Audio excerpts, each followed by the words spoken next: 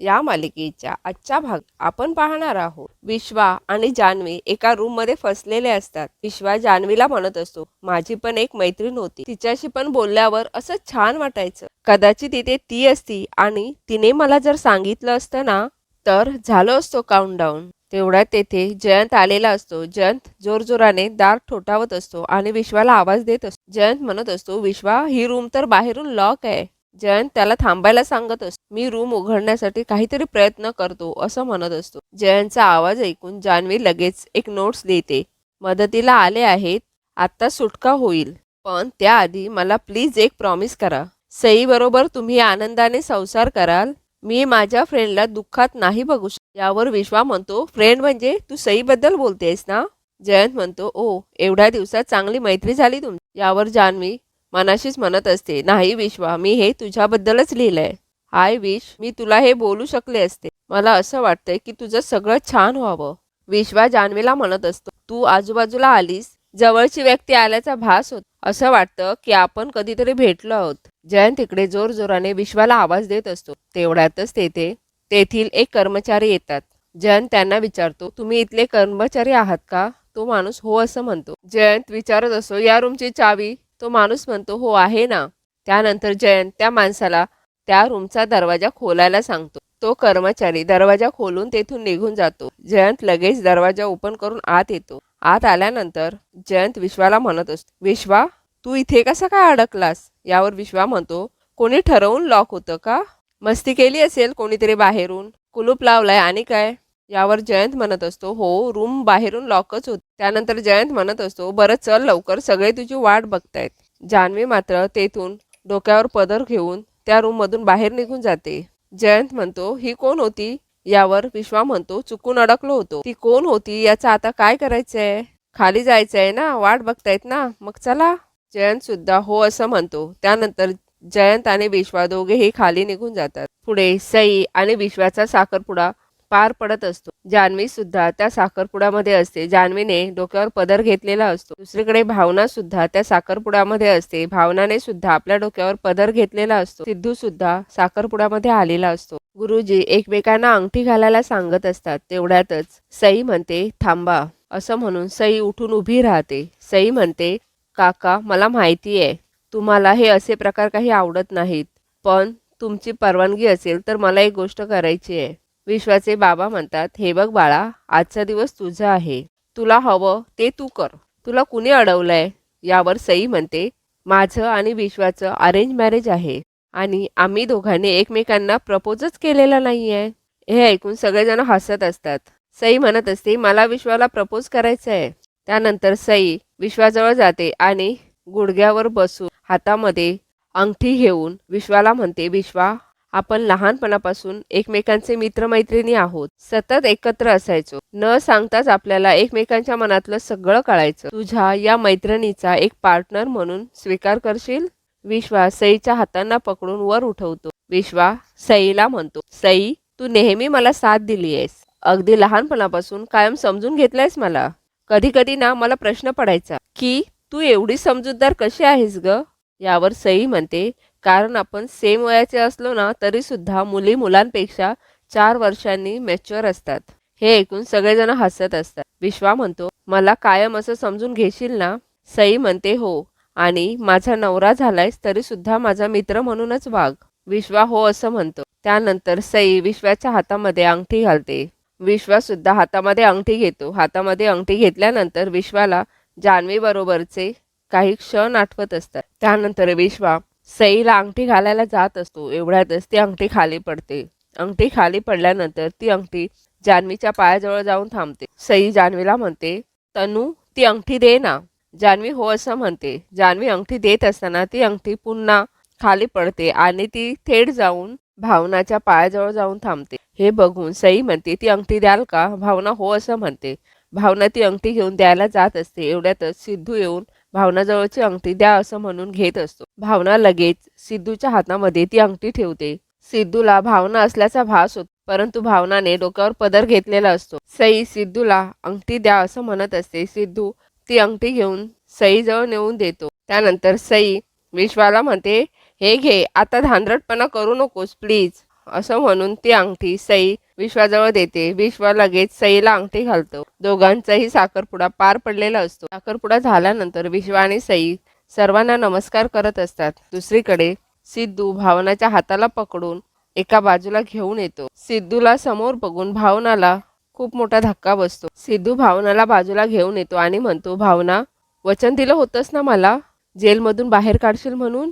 भावनाला बघून सिद्धूला खूप आनंद झालेला असतो. सिद्धू म्हणत असतो, तू तुझं वचन पाळलंयस भावना. तू तुझं वचन कधीच मोडू शकत नाही, माहिती आहे मला. तुला माहिती आहे मला असं झालं होतं की तुला मी कधी बघतोय.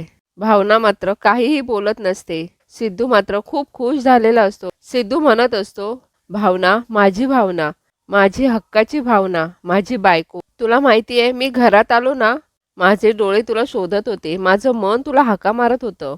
पण तू गायब का झालीस ग अचानक? तू का विश्वास ठेवतेस आजी आणि पप्पांवर?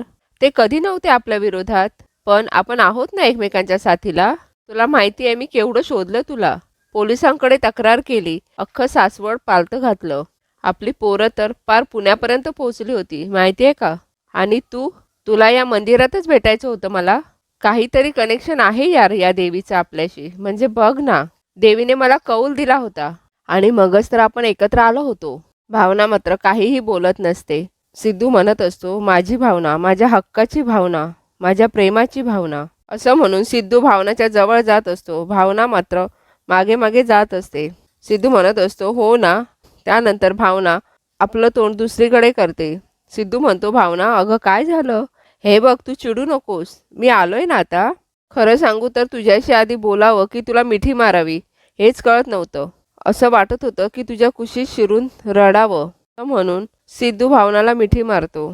भावना मात्र गप्प असते. भावना मनातच म्हणत असते, मलाही तुम्हाला किती जरी मिठी मारावीशी वाटली ना सिद्धिराज, तरीही ते शक्य नाहीये.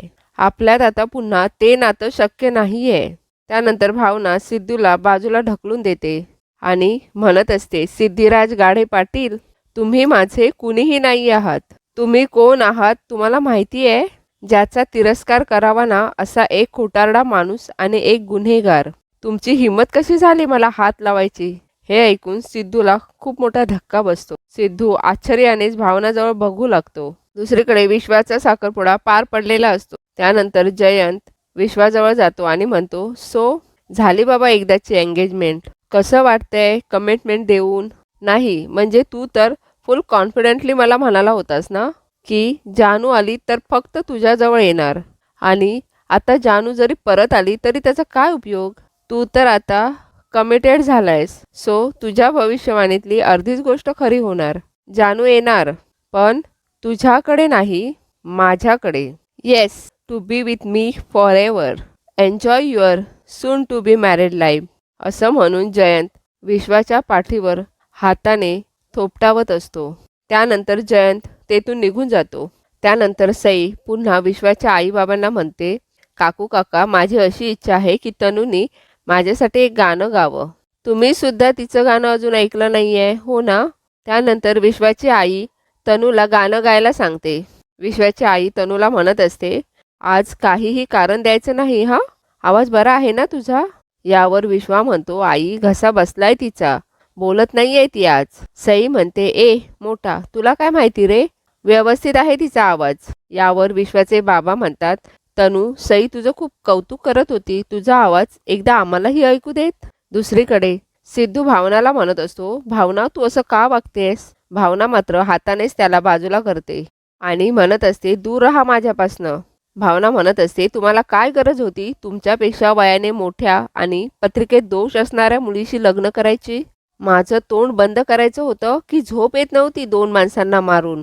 तुमच्यामुळे माझ्या आनंदीचा पाय कितीतरी महिने अधू होता.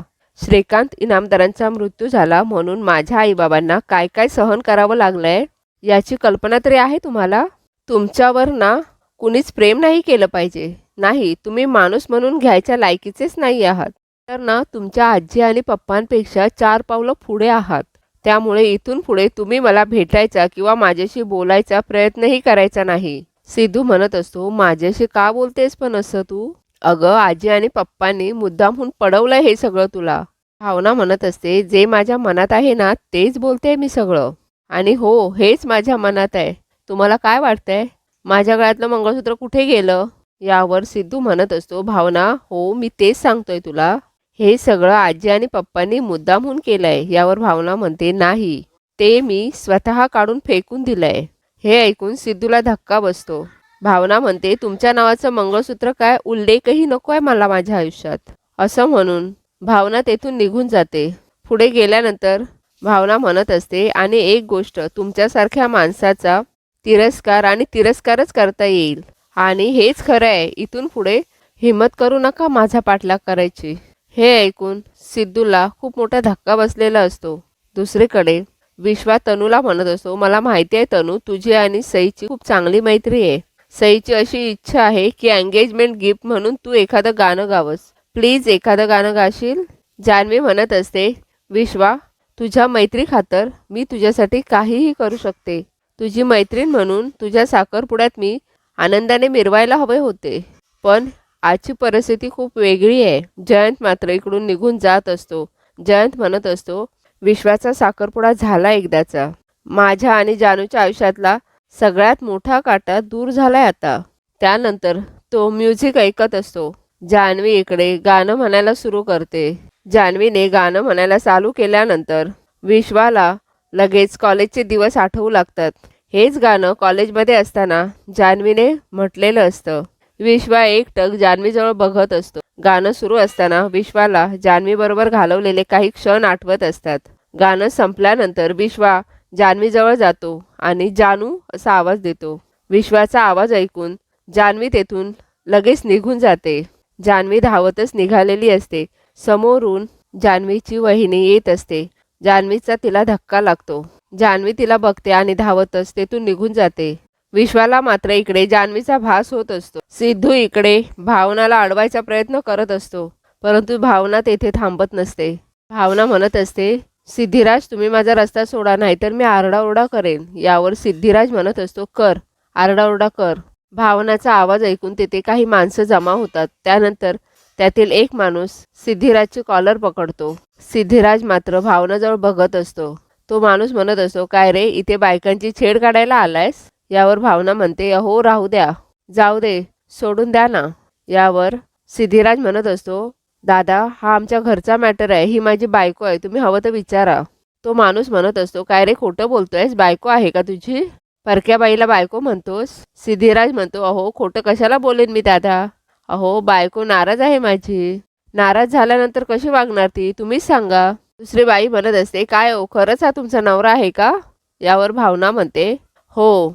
त्यानंतर ते लोक तेथून निघून जातात. सिद्धिराज भावनाजवळ येतो. सिद्धू भावनाकडे बघून हसत असतो. सिद्धिराज म्हणत असतो, आहे ना मी तुझा नवरा?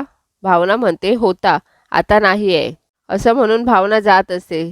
सिद्धू भावनाचा हात पकडतो. सिद्धू म्हणत असतो, तुझं प्रेम नाही आहे ना माझ्यावर? माझ्याशी काही संबंध नाही आहे ना? गुन्हेगार आहे ना मी तुझा? ठीक आहे, मग आज खरं खोटं काय ते करूनच टाकू. असं म्हणून सिद्धू भावनाला खेचतच मंदिराच्या आत घेऊन जातो. विश्वा सुद्धा जान्हवीला शोधत शोधत मंदिराच्या जवळ आलेला असतो. मंदिराच्या आवारात आल्यानंतर विश्वा आणि जान्हवीचा एकमेकांना धक्का बसतो. विश्वा लगेच जान्हवीच्या डोक्यावरील पदर बाजूला घेतो आणि बघतो विश्वाला खूप मोठा धक्का बसतो. जान्हवी खूप रडत असते. विश्वा जान्हवीला म्हणतो, तू जिवंत आहेस? इकडे सिद्धू भावनाला देवीच्या समोर घेऊन उभा राहतो. भावना सिद्धूला म्हणत असते, सिद्धिराज, हात सोडा माझा. देवीने सिद्धू आणि भावनाच्या नात्याला कौल दिलेला असतो. सई मात्र इकडे विश्वाला फोन करत असते. देवीच्या गळ्यातील मंगळसूत्र खाली पडलेलं असतं. सिद्धू ते मंगळसूत्र घेतो आणि भावनाजवळ येतो. सिद्धू म्हणत असतो, तिने दिलेल्या मंगळसूत्रामुळे आपलं नातं जोडलं जाणार आहे, ही गोष्ट सुद्धा तू नाकारणार आहेस? भावना म्हणत असते, तुम्हाला काय आणि कसं सांगू सिद्धिराज, मी कोणत्या वादळात अडकली आहे ते.